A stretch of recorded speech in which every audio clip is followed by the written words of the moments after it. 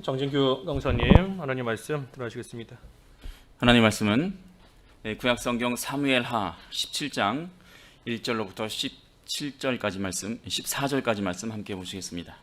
아히도벨이 또 압살롬에게 이르되 이제 내가 사람 12,000명을 택하게 하소서.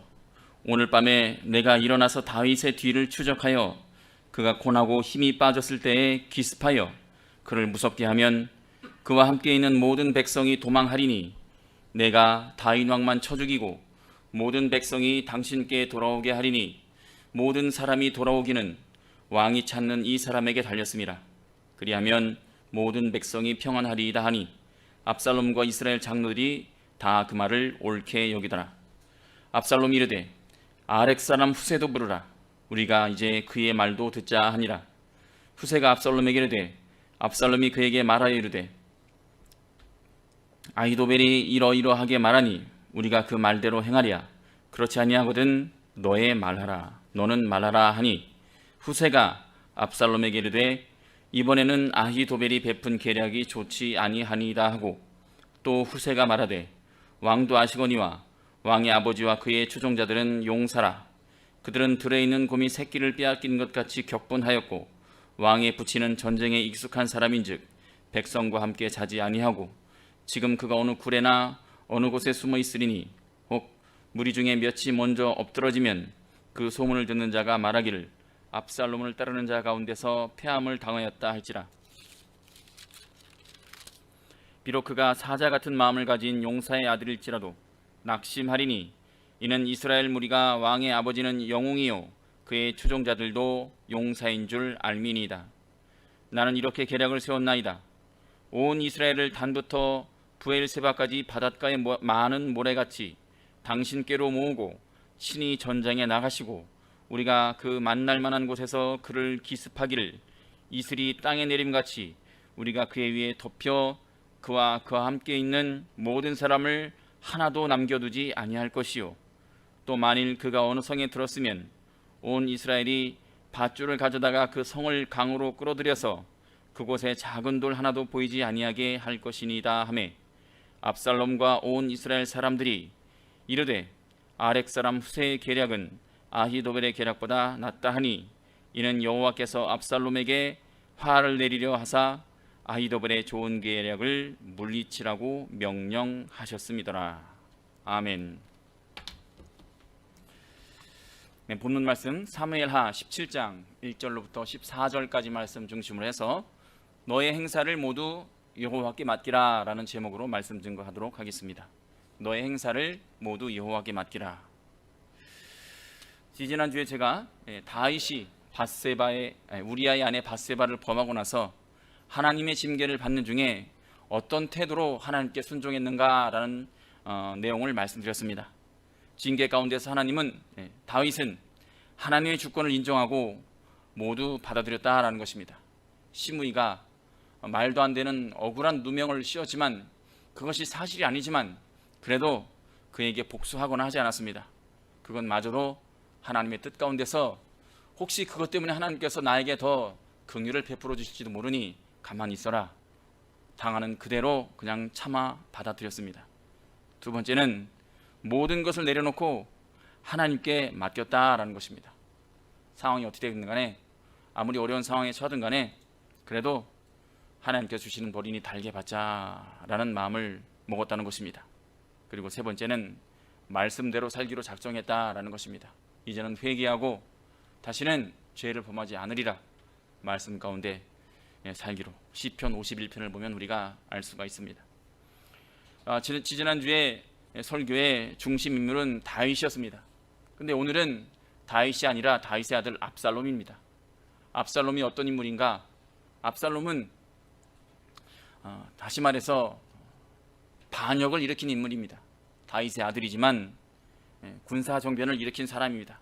아버지를 왕 자리에서 쫓아내고 자기가 왕이 되려고 했던 사람이고 아버지의 후궁들을 범했던 사람입니다. 우리나라에도 이 반정의 역사가 많습니다. 조선시대에도 뭐 인조 반정, 뭐 무슨 반정, 이괄의 난, 무슨 난, 뭐 많죠. 대한민국이 1948년에 탄생하고 나서도 벌써 두 번의 반정이 있었습니다. 누군지는 얘기 안 하겠습니다. 사실 군사정변은 어느 나라에서나 자주 일어나는 일입니다. 지난주에 압살롬의 반역으로 인해서 광야로 피난하는 다윗의 이야기를 살펴보았는데, 오늘은 시선을 돌려서 압살롬에 대해서 우리가 살펴보고 교훈을 얻고자 합니다. 다윗은 압살롬의 반역 때문에 광야로 도망을 갔고, 그 중에 시므이를 만나서 말도 안 되는 모욕을 받았습니다. 이제는 시선을 돌려서 우리가 압살롬을 볼 텐데, 이 다윗이 광야로 도망하는 중에, 억울한 일을 당하는 중에 그 시각에 압살롬은 무엇을 하고 있었는가? 압살롬은 예루살렘 왕궁과 또 거기 살던 주민들을 다 차지했습니다. 다 자기 편으로 만들었습니다. 그리고 마지막으로 무엇을 하느냐? 회의를 엽니다. 회의를 해서 지금 광야로 도망가 있는 다윗을 어떻게 하면 한 방에 보내느냐, 어떻게 하면 후원을 없애느냐, 그런 회의를 하고 있었습니다. 그 자리에 누가 있었느냐? 당대 이스라엘 최고의 지략가 아히도벨이라는 사람이 함께 참여했습니다. 아히도벨. 이 아히도벨이 어떤 사람인가 하면은 사무엘하 16장 23절에 나와 있는데, 사무엘하 16장 23절 읽어주시기 바랍니다. 23절. 그때 아히도벨이 베푸는 계략은 사람이 하나님께 물어서 받은 말씀과 같은 것이라. 아히도벨의 모든 계략은 다윗에게나 압살롬에게나 그와 같이 여겨졌더라. 다윗에게나 압살롬에게나 빠질 수 없는 군사 중의 군사, 제갈공명 사마의, 중국의 역사 사마 중달이라는 사람 나오죠. 그런 위치를 차지한 사람입니다. 제가 보기에 이 압살롬이라는 인물은 중국 역사의 조조와도 같은 인물입니다. 그 정도로 지략이 뛰어나고 용맹하고 결단이 있고, 그 사람과 또 이 사마이 같은 아히도벨이 뭉쳤습니다. 그대로 두면은 다윗의 왕권은 이제는 꼼짝없이 압살롬에게 넘어갈 판이었습니다. 그런데 그 자리에 갑자기 후세라는 사람이 등장합니다. 후세라는 사람이 갑자기 벼랑간에 등장하는데,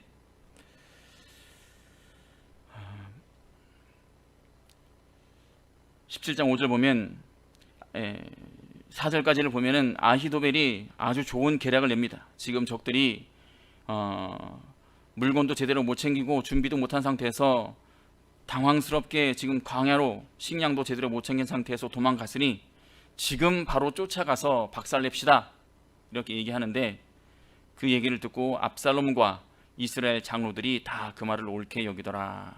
많은 이스라엘 사람들이 이미 압살롬의 편이었습니다. 4년 동안 치밀하게 온 이스라엘의 친절을 베풀므로 인해서 백성의 마음을 압살롬이 다 뺏어갔기 때문에 장로들도 그 자리에 함께 했었습니다. 다 그 말을 옳게 여겼는데 갑자기 압살롬이 엉뚱한 소리를 합니다. 5절에 압살롬이 이르되 아렉 사람 후세도 부르라, 우리가 이제 그의 말도 듣자 하니라. 이 후세라는 사람의 정체성은 뭐냐? 원래 이 후세는 다윗의 군사였습니다. 다윗의 절친, 충성했던 사람입니다. 그렇기 때문에 처음에는 이 회의 자리에, 이 역적 회의 자리에 이 후세는 참가하지를 못했는데, 회의 멤버에서 제외되었던 사람인데, 근데 압살롬이 엉뚱하게 갑자기 좋은 아히도벨의 의견을 일단 제껴두고 후세를 불렀습니다. 그리고 후세의 계략을 묻게 됩니다. 왜 그랬을까? 왜 그랬을까?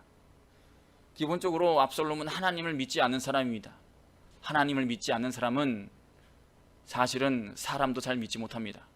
이 사람도 믿지 못하고 저 사람도 믿지 못하고 아무도 믿지 못합니다. 마음 가운데 자기만 믿습니다. 그러니까 그래도 불안하니까 당대 최고의 지략가 아히도벨의 의견을 들었음에도 그게 맞는데도 불구하고 또 후세의 의견을 묻게 되는 것입니다. 하나님을 떠난 인간의 마음은 늘 이렇게 불안할 수밖에 없습니다. 그러니 이 사람에게 물어보고 저 사람에게도 물어보고 이거 했다가 저거 했다가 바람에 나는 겨와 같도다 라고 말씀하신 것처럼 그런 인생을 살 수밖에 없다는 것입니다. 근데 더 황당한 것은 이 압살롬은 결국 이 하나님께 받은 의견과도 같았던 아히도벨의 의견을 패하고 후세의 의견을 채택합니다.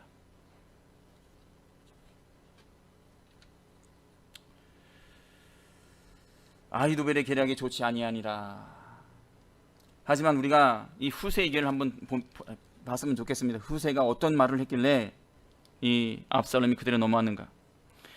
정리를 하자면 압살롬이 아니라 아히도벨의 의견은 지금 적들이 경황 없이 무기도 못 챙기고 식량도 못 챙기고 일부 소수 백성들과 함께 불이 났게 도망갔으니까 지금 그 피곤해 있는 백성들을 바로 쫓아가서 다윗의 목만 베면은 상황 종료입니다. 끝납니다. 아히도벨이 그렇게 지금 제안을 했습니다. 근데 후세가 엉뚱한 얘기를 해요. 뭐냐? 아버지와 그의 추종자들은 용사라. 그들은 들에 있는 곰이 새끼를 빼앗긴 것 같이 격분하였고 왕의 부치는 전쟁에 익숙한 사람인즉 백성과 함께 자지 아니하고 당신 아버지는 지금 어디 숨어 있는지도 모르고 그리고 당신 아버지는 원래 싸움을 잘하는 사람이고 그러니까 우리가 함부로 움직이지 말자라는 것입니다. 또 무슨 얘기를 하느냐?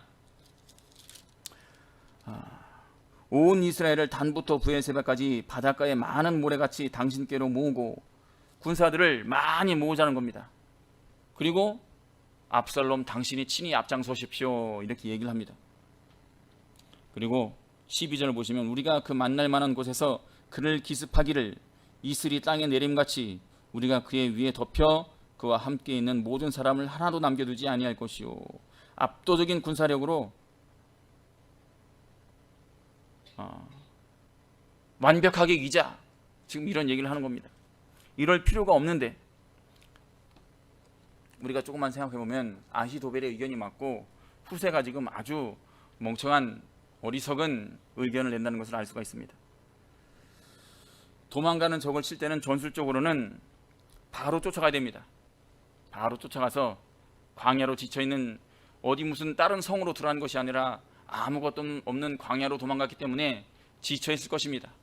그러니까 소수 정예 병만 끌고 가가지고 우두머리 끝만 쳐버리면 끝나는 겁니다. 많은 군대를 모으는데도 시간이 걸리고 또 그 군대를 거기까지 끌고 가는데도 시간이 걸립니다. 그러면 적들은 어떻게 하느냐? 더 멀리 도망가고 더 깊숙한 곳으로 숨어버립니다. 숨어있는 적을 찾아내서 공격하는 게 훨씬 더 어렵습니다. 근데 후세가 일부러 지금 압살롬을 꼬드기고 있는 겁니다. 왜 그랬을까? 그리고 또 압살롬하고 함께 가자고 합니다. 압살롬 당신이 친히 앞장서십시오 하는데 압살롬이 앞장섰다가 압살롬이 죽으면은 모든 게 끝나는 겁니다. 그냥 상황 종료.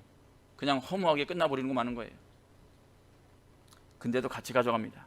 근데 이상한 것은 결국은 그 의견을 옳다 여기고 이스라엘 백성 장로들도 그것이 옳다. 그래서 아히도벨의 의견은 결국 채택되지 못합니다. 이렇게 어리석은 의견을 모두가 이스라엘 장로들마저도 아히도벨의 의견보다 낫다 이렇게 얘기했답니다. 이상합니다. 왜 그 똑똑한 압살롬이 이런 어리석은 결론을 내렸을까? 왜 온 이스라엘 백성들은 또 거기에 동의했을까? 그렇습니다. 이것은 하나님의 개입하심으로 압살롬과 이스라엘 사람들의 판단력이 흐려진 겁니다.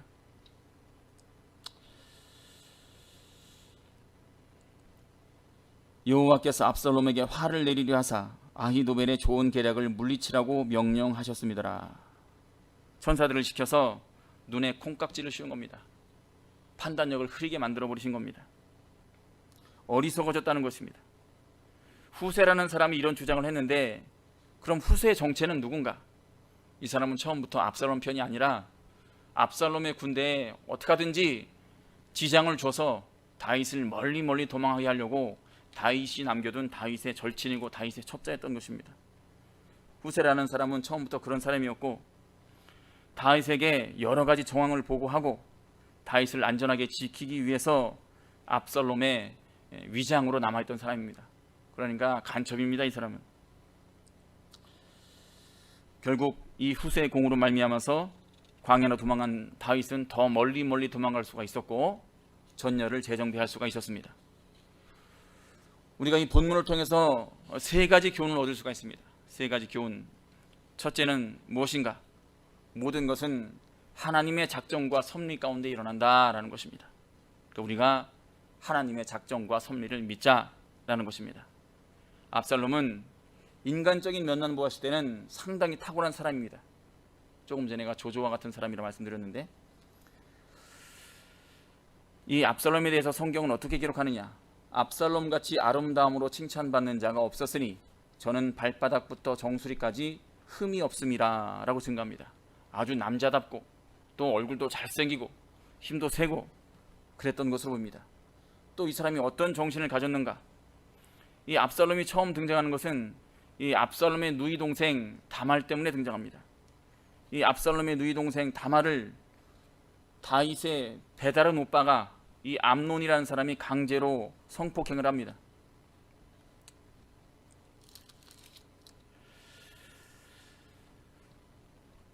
이 다말이 울면서 오빠의 집을 찾아갔습니다. 그랬더니 이 압살롬이 동생 다말에게 하는 얘기가 가만히 있어라. 가만히 있어라. 그리고 본인도 암논에게 아무 항의도 하지 않습니다. 왜 그랬느냐? 그 사람은 처음부터 암논을 잡아 죽일 생각을 하고 있었습니다. 복수할 생각을 하고 있었습니다. 처음부터 항의하면은 이 암논이 자기를 그 이후로부터 경계할까봐 모르는 척 그냥 그대로 넘어갔다는 것입니다. 잠잠히 그렇게 2년을 참고 있다가 어느 날 양털 깎는 행사가 있을 때 이스라엘 민족이 유목민족이었기 때문에 양털을 깎는다는 것은 오늘날 우리들에게 별을 베는 것과 같은 그런 수확 행사, 수확 잔치가 있었습니다. 그래서 다윗에게 청하기를 암논을 보내주십시오. 함께 축하해서 잔치를 열 수 있도록 암논을 보내주십시오. 그렇게 청했더니 다윗이 자기 아들들을 다 보냅니다. 그리고 결국은 이 종들에게 명령해서 이 자기 여동생을 범한 암논을 쳐 죽이고 맙니다. 그리고 철저하게 복수하게 되는데 이 사건을 통해서도 우리가 알 수 있는 것이 이 압살롬이라는 사람은 목적을 달성하기 위해서는 참고 기다릴 줄 아는 사람입니다. 그리고 결단력 있고 대담한 사람입니다. 이 암논 외에도 다른 형제들이 여럿이 있었는데 개의치 않고 암논만 쳐 죽입니다. 또 이 일로 인해서 압살롬은 일단 자기 외갓집에 도망을 갔습니다. 도망을 갔다가 요압의 중재로 다시 돌아왔는데 그래도 다윗이 압살롬을 만나주질 않습니다. 이 형을 쳐 죽였기 때문에 쉽게 용서하면 안 되겠다 이런 생각을 했던 것 같습니다. 그랬더니 이 압살롬이 무슨 짓을 하느냐? 요압의 밭에 불을 확 질러버립니다. 불을 질러가지고 결국은 요압이 압살롬을 차서게 만듭니다. 나를 아버지 다윗에게 안내하라. 내가 차라리 외갓집에 계속 있었으면 좋았을 뻔했는데 너 때문에 내가 여기 왔다. 여기 왔는데 아버지를 한 번도 만나지 못했다. 네가 책임져라. 이런 식으로 해서 결국은 압살롬은 아버지 다윗과 화해를 하게 됩니다. 그리고 또 다른 이 압살롬의 특징을 알 수 있는 부분이 사무엘하 5장 3절부터 6절까지 부분입니다. 사무엘하 3장 5절부터 사무엘하 15장 3절부터 6절까지 읽어주시기 바랍니다.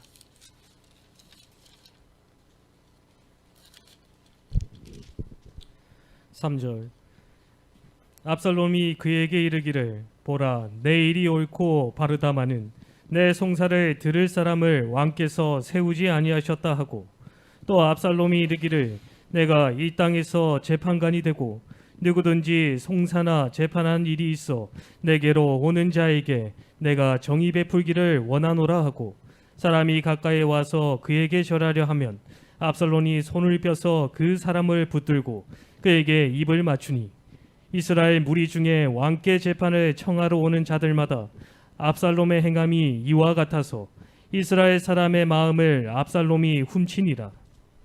이 압살롬은 처음부터 반역의 마음을 품었습니다. 그래서 제일 큰 성문 길 곁에 많은 사람들이 다니는 곳에서 왕께 송사할 사람들이 오면은 왕에게 재판을 청하러 올 때 그 사람을 자기가 먼저 부릅니다. 그래서 누군지 묻고 또 그 사람의 대답이 뭐 나는 어디에 삽니다 라고 얘기하면은 압살롬이 그 사람에게 얘기합니다. 내 일이 옳고 바르다. 그러니까 네가 그 무슨 일을 했든지 간에 네가 옳고 바르다. 하지만 네 말을 들어줄 사람이 왕에게는 없다. 그러니까 이 송사를 하러 온 사람들의 마음을 품어주면서 한편으로 자기 아버지 다윗 왕을 욕하는 겁니다.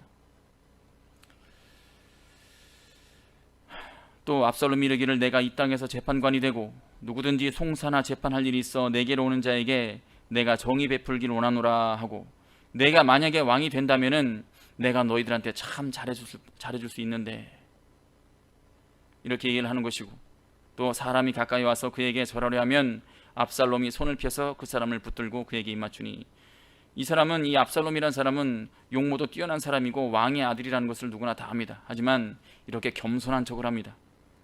손을 펴서 그 사람을 붙들고 그에게 입을 맞추니 이러니까 이스라엘 백성들의 마음이 압살롬에게 가지 않을 수가 없습니다. 그 사람 참 겸손하고 참 우리같이 서민의 마음을 잘 알아주고 아주 대단한 사람이다.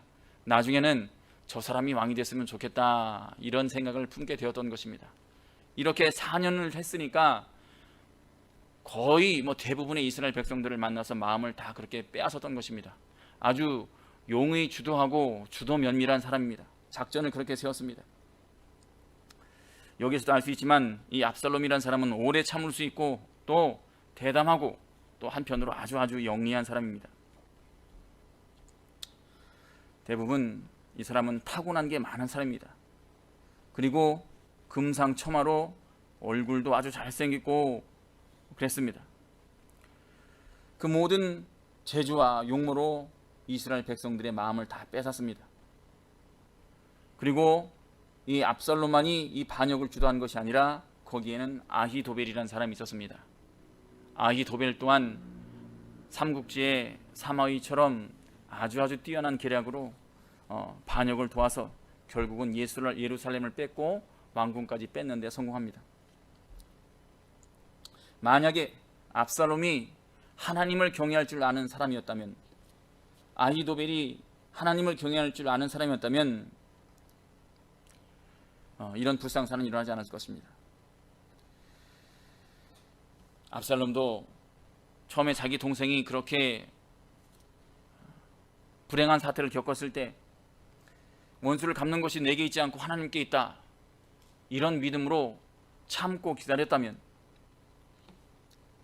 또 진정 이스라엘 백성을 위해서 좋은 왕이 섰으면 좋겠다, 이런 하나님의 마음을 품었다면 자연히 가만히 있어도 그 다음 왕은 압살롬이었습니다.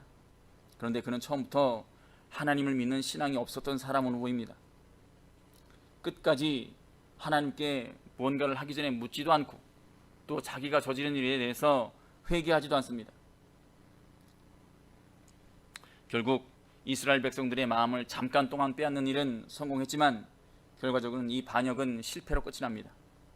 이렇게 인간의 모습과 지혜 또 능력은 나라를 잠시 빼앗을 수도 있고 사람의 마음을 훔칠 수도 있지만, 그러나 거기까지입니다. 하나님의 마음은 잠시도 훔칠 수가 없었습니다. 인간적인 모략으로 한때 다윗을 속이고 용서받을 수 있었지만 하나님은 결코 사람에게 속임을 받는 분이 아니십니다. 13장 39절을 보면 다윗은 암논 사후에 압살롬을 후계자, 즉 다음 왕으로 삼으려고 했던 생각을 가지고 있었던 것으로 보입니다. 그러나 이 하나님을 경외하는 믿음이 처음부터 없었던 이 사람에게 하나님의 마음은 없었습니다. 하나님의 뜻은 전혀 다른데, 즉 압살롬에게 있던 것이 아니라 솔로몬에게 있었습니다. 하나님의 마음속에 이스라엘 왕으로 세우신 사람은 솔로몬이었습니다. 인간이 아무리 뛰어나고 또 술수를 잘 써서 목적을 이루려고 해도 하나님이 막으시면 실패로 끝날 수밖에 없습니다. 인간의 능력은 허무하다는 것입니다. 하나님의 이 작정과 섭리, 세상의 모든 일에는 이렇게 하나님의 작정과 섭리가 있다는 것입니다. 악한 반역자 압살롬이 이 천하의 모략가 아히도벨의 좋은 모략을 만났지만, 그러나 그 아히도벨의 좋은 모략을 버리고 어리석은 후세의 꼬임에 넘어갈 것은 이것도 하나님의 작정과 섭리 가운데 일어났다는 것입니다. 어떻게 알 수 있느냐? 17장 14절을 보시면 알 수 있습니다. 17장 14절 읽어주시기 바랍니다. 14절. 압살롬과 온 이스라엘 사람들이 이르되 아렉 사람 후세의 계략은 아히도벨의 계략보다 낫다 하니, 이는 여호와께서 압살롬에게 화를 내리려 하사 아히도벨의 좋은 계략을 물리치라고 명령하셨음이더라. 하나님은 압살롬을 옳게 보지 않으셨습니다. 그래서 화를 내리려고 계획하셨습니다.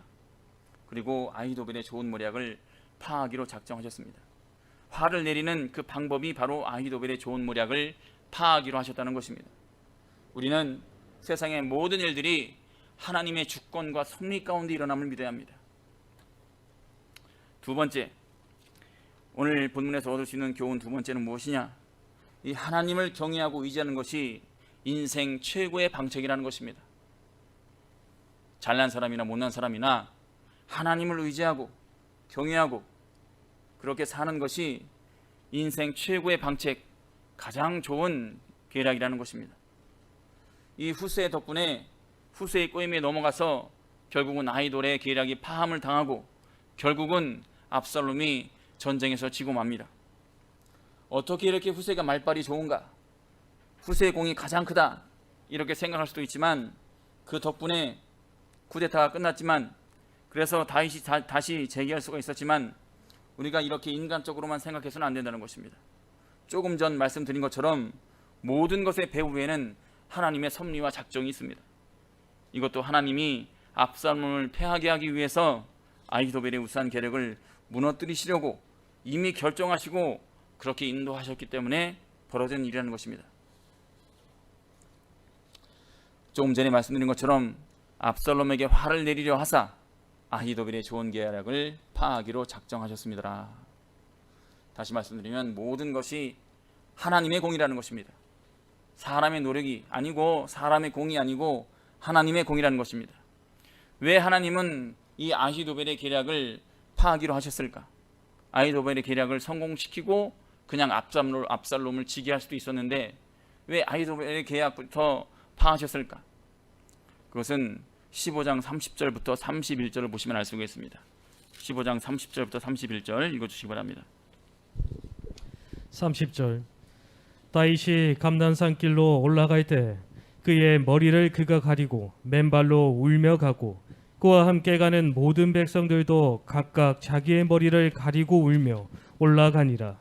어떤 사람이 다윗에게 알리되 압살롬과 함께 모반한 자들 가운데 아히도벨이 있나이다 하니 다윗이 이르되 여호와여 원하옵건대 아히도벨의 모략을 어리석게 하옵소서 하니라. 경황 없는 가운데 진짜 적군들이 뒤에서 막 밀려드는데 그래도 다윗의 마음 가운데 가장 근심거리는 아히도벨이었습니다. 이 아히도벨이 또 무슨 계략을 써서 이 자기를 못 살리고 올까? 가장 힘들었던 대적이 사실은 아히도벨이었습니다. 나중에는 이 조조를 가장 힘들어하게 했던 사람이 이 사마이였던 것처럼 아히도벨이 그만큼 뛰어났던 사람입니다. 그런데 도망가면서 다윗이 경험 없는 중에도 뭐라 기도하느냐? 아히도벨의 모략을 어리석게 하여 주시옵소서라고 기도를 한다는 겁니다. 아히도벨의 모략을 어리석게 하여 주시옵소서. 다윗은 지금 본인이 우리아의 아내 밧세바를 범함으로써 징계를 받고 있는 중입니다. 그러나 하나님께서는 징계 중인 다윗에게도 그 기도를 들어주시고 긍휼을 베풀어 주셨다는 것입니다. 시편 91편 14절부터 15절 말씀 보시면 이런 말씀이 있습니다. 하나님이 이르시되 그가 나를 사랑한즉 내가 그를 건지리라. 그가 내 이름을 안즉 내가 그를 높이리라. 그가 내게 간구하리니 내가 그에게 응답하리라. 그들이 환난당할 때에 내가 그와 함께하여 그를 건지고 영화롭게 하리라. 하나님은 징계받는 백성의 기도도 들어주시는 택한 백성을 버리시지 않는, 그래서 살아 역사하시고 사랑이 크시다는 사실을 보여주시는 하나님이라는 것입니다. 잠언 16장 9절 말씀에 이런 말씀이 있습니다. 사람이 마음으로 자기의 길을 계획할지라도 그의 걸음을 인도하시는 이는 여호와시니라. 압살롬도 그렇고 다윗도 그렇고 여러 가지 자기 계획을 세우지만 결국은 하나님의 뜻이 이루어졌다는 것입니다. 사람이 아무리 완벽한 계획을 세우더라도 하나님이 막으시면 실패할 수밖에 없는 것입니다. 이것이 진리입니다. 하지만 오늘 문제는 많은 성도들이 이 사실을 압니다. 모든 것이 하나님의 작정과 섭리 가운데 있다. 하나님을 의지하고 따르는 것이 가장 좋은 방책이다 알면서도 실생활 살 때는 자기 지식대로, 자기 고집대로, 세상 관습대로, 능력대로 결과를 바란다라는 것입니다. 다 그렇지 뭐, 좋은 게 좋은 거지 뭐, 에이 하나님 이해해 주실 거야, 다 그렇게 사는데 뭐, 누구누구는 그렇게 하고도 잘만 살더라, 그렇게 하고도 장로만 잘하더라. 이것이 바로 불신인 것입니다. 그러나 그것은 하나님 없이 잘 되려고 하는 생각은 어디까지나 착각일 뿐이라는 것입니다. 압살롬의 경우가 바로 그런 경우입니다. 압살롬은 결국은 후세의 의견을 채택하고 아히도벨의 의견을 폐기함으로써 어떻게 됐느냐, 아히도벨도 반역도 압살롬의 인생도 모두가 허무하고 비참하게 끝이 납니다. 결국 아히도벨은 자기의 의견이 채택되지 않음을 듣고 바로 고향으로 내려갑니다. 그냥 뒤는 보나 마나 압살롬 죽겠구나, 나도 죽겠구나. 그래서 고향집에 내려가서 문고리에 끈을 걸고 목을 걸고 자살을 합니다. 이렇게 하나님을 무시하는 악한 계획은 허무하다 못해 비참하기까지 합니다. 아히도벨은 원래 다윗의 최고 자문관이었습니다. 그만큼 똑똑한 사람이었습니다. 계략이 출중했던 사람입니다. 하지만 그에게는 선한 양심이 없었습니다. 그래서 자기의 상전인 다윗을 버리고 압살롬의 반역 쪽에 가담했던 것입니다. 다윗을 배신하는 것은, 하나님이 기름 부어 세우신 다윗을 배신하는 것은 하나님을 배신하는 것과 같습니다. 인간이 아무리 뛰어나도 결국은 하나님을 이길 수가 없습니다. 하나님의 심판을 받아 멸망했던 것입니다. 악인들은 하나님께서 허락하시는 동안만 활개친다는 사실을 우리가 알아야 합니다. 악인들이 잘 되는 경우가 세상에는 많습니다. 그러나 잠시뿐이라는 것입니다. 결국은 망하고 장차 지옥 형벌을 받을 수밖에 없는 것이 바로 악인들의 결말이라는 것입니다. 압살롬은 용감했습니다. 영리하고 또 패기만만했습니다. 하지만 이 압살롬이 나중에 어떻게 죽느냐, 전쟁 중에 노새를 타고 가다가 이 나뭇가지 상수리 나무에 아주 풍성한 머리카락, 이 압살롬이 머리카락이 아주 풍성했고 얼굴도 잘생겼습니다. 이 풍성한 머리카락을 항상 드러내고 다니다가 상수리 나무에 머리카락이 탁 걸려가지고 그 사이에 노새는 가랑이 사이로 쏙 빠져서 앞으로 가고 공중에 대롱대롱 매달리는 형국이 됩니다. 손을 쓸 수 없는 상황이 됩니다.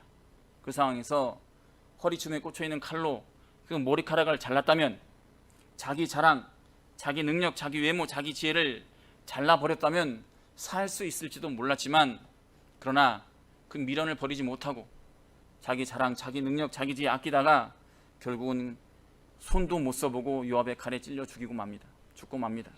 이렇게 악인들의 장성은 허무할 수밖에 없습니다. 하나님께 반역하는 모든 악한 인간들, 하나님께서는 이렇게 그 최후를 비참하고 허무하게 만들어버립니다.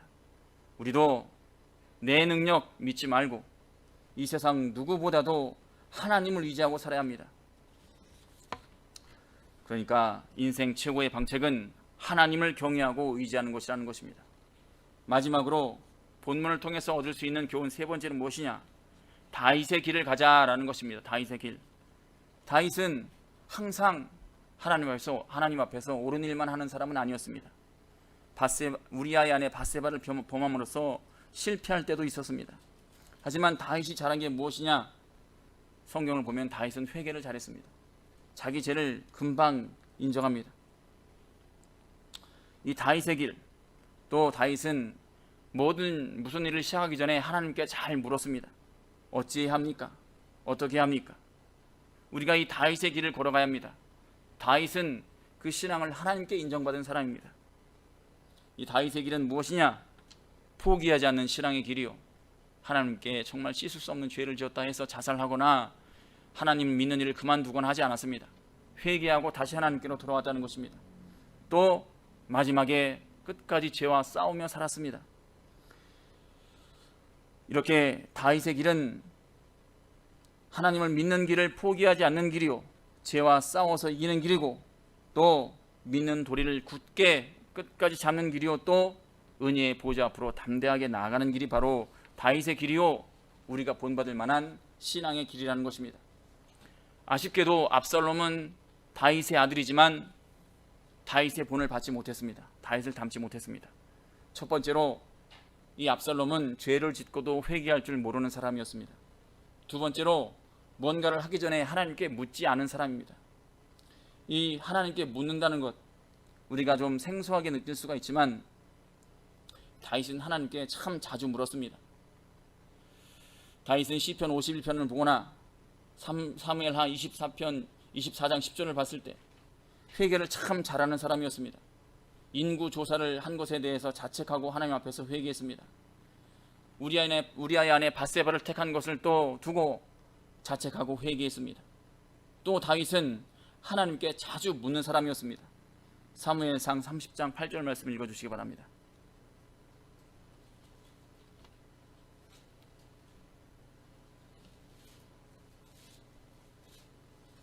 제가 미리 써놓고 드렸어야 되는데 8절 다윗이 여호와께 묻자와 이르되 내가 이 군대를 추격하면 따라잡겠나이까 하니 여호와께서 그에게 대답하시되 그를 쫓아가라 내가 반드시 따라잡고 도로 찾으리라. 사무엘하 5장 19절 읽어주시기 바랍니다.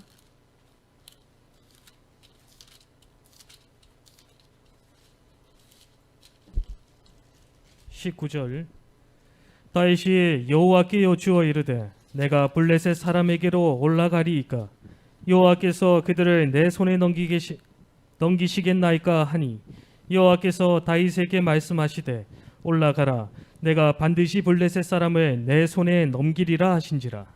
이외에도 사무엘하 2장 1절을 보시면 그 후에 다윗이 여호와께 여쭈어 아뢰되 내가 유다 한 성읍으로 올라가리이까 여호와께서 이르시되 올라가라.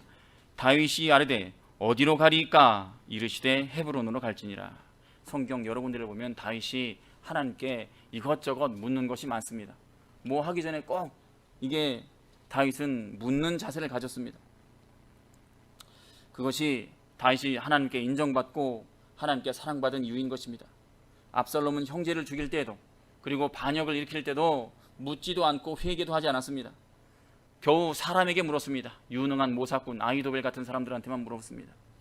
그리고 회개했다는 기록이 하나도 없습니다.